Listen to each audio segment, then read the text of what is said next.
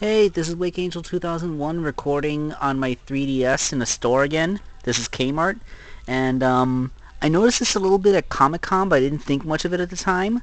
But you know Star Wars figures? How a couple of years ago when Disney acquired the license, they started producing these 5-point of articulation Kenner-style figures from the old days?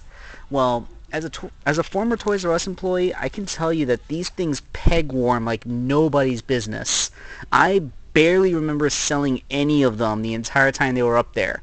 Like I think the same toys they brought in when Disney first acquired the license were still on the pegs when the store went out of business. That's how long they took to sell.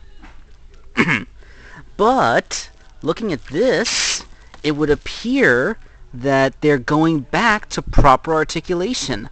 That is, I know it's kind of hard to show up. Let's see if I can find a lighter character. Okay, here's a Jin Urso. And look, those are pin disc elbow joints. And I'm pretty sure the shoulders are the same way. It's kind of hard to see, but this looks like they are returning to the style. It's hard to line up the camera here.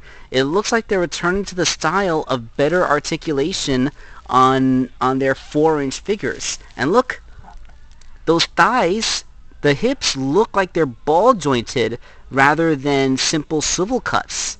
So that means that they're starting to make 4-inch figures that have comparable articulation to the 6-inch figures. So that's actually a really good positive sign.